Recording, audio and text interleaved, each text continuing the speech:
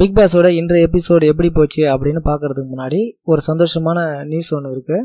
அதாவது big pass வீட்டை விட்டு வெளியே போன ஓவியா சமீபத்தில் சென்னை சிட்டி சென்ட்ரலுக்கு வந்திருக்காங்க. அங்கே ரசிகர்களோட சேர்ந்து சந்தோஷமாக புகைப்படம் எடுத்திருக்காங்க. அந்த புகைப்படம் தற்பொழுது சமூக வலைதளங்களில் வைரலாக பரவிட்டு இருக்கு. அது மட்டும் இல்லை, ஓவியாவுக்கு நிறைய புதுப்படங்கள் ஒப்பந்தமாயிருக்கு. தற்போதைக்கு ஓவியா புதுப்படங்களோட ஷூட்டிங்கில் கலந்துட்டு வர்றதாகவும் செய்திகள் வெளியாயிருக்கு. இதுதான் அந்த சந்தோஷமான விஷயம். இப்போ இந்த எபிசோடு எப்படி போச்சு அப்படின்றத நம்ம பார்க்கலாம். இந்த எபிசோடை நம்ம பார்க்கணுன்றதுக்காக ப்ரொமோலாம் நல்லபடியாக விட்டு எதிர்பார்ப்பை அதிகரிச்சிருந்தாங்க. ஆனால் ப்ரொமோவில் இருந்த எதிர்பார்ப்பு எபிசோடை பார்க்கும்போது இல்லை. ஒருவேளை ஓவியா பிக் பாஸ் வீட்டில் இல்லாததுனால அந்த குறை நமக்கு தெரியுதா என்னான்னு தெரியல. ஆனால் உண்மையிலேயே எபிசோடு பெரிய அளவில் சுவாரஸ்யமாக போகலை, அதுதான் உண்மை. கமல் சார் இன்னைக்கு காயத்ரி, சக்தி, ஆரவெல்லாம் பெரிய அளவில் விசாரணை பண்ணுவார் அப்படின்னு ப்ரொமோவில் காட்டியிருந்தாங்க. ஆனால் அந்த அளவுக்கு எதுவுமே எனக்கு இல்லைன்னு தான் சொல்லணும். ஆரவை தான் ஓரளவுக்கு கேள்விகளை கேட்டு ஓவியாவுக்கு ஆரவ் முத்தம் கொடுத்ததை ஒத்துக்க வச்சாரு. அந்த முத்தத்துக்கு பேர் மருத்துவ முத்தம் அப்படின்னு பேர் வச்சாரு. அது மட்டும்தான் ஓரளவுக்கு நல்லா இருந்துச்சு. மற்றபடி வழக்கம் போலவே சக்தியையும் காயத்ரியும் மேலோட்டமாக தான் கேள்விகளை கேட்டு அனுப்பி வச்சாரு. அது கொஞ்சம் வருத்தமான விஷயம்தான். அதுக்கப்புறம் ஜூலி பிக் பாஸ் நிகழ்ச்சியை விட்டு வெளியேறதுக்காக தேர்வாகியிருந்தாங்க. அப்புறம் ஜூலி பிக் பாஸ் வீட்டை விட்டு வெளியேறதுக்காக ரெடியாகி வந்தாங்க.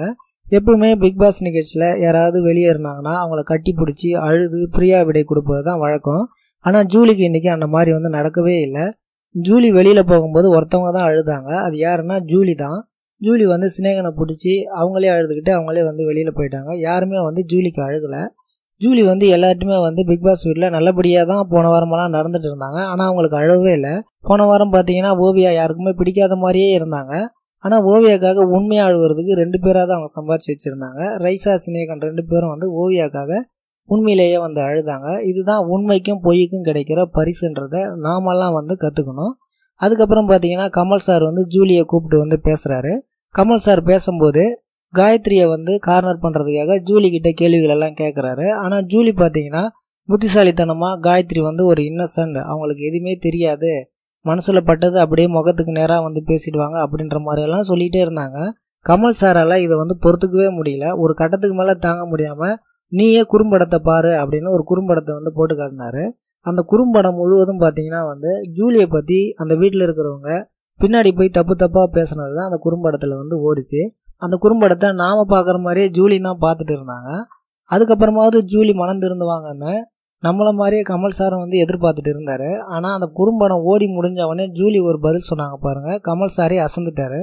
விடுங்க சார், அவங்கெல்லாம் என்னோட சொந்தங்கள், நான் தப்பு பண்ணியிருப்பேன், அந்த கோபத்தில் அந்த மாதிரி பேசியிருப்பாங்க அப்படின்னு கமல் சாருக்கே ஜூலி அட்வைஸ் பண்ண ஆரம்பிச்சிட்டாங்க. அதுக்கப்புறம் கமல் சாரால் பெரிய அளவுக்கு ஜூலி கிட்ட பேச முடியல. இதுக்கப்புறம் ஜூலி கிட்ட எது பேசினாலும் ஜூலி திருந்த போகிறதில்ல அப்படின்னு கமல் சாரே முடிவு பண்ணிட்டாரு.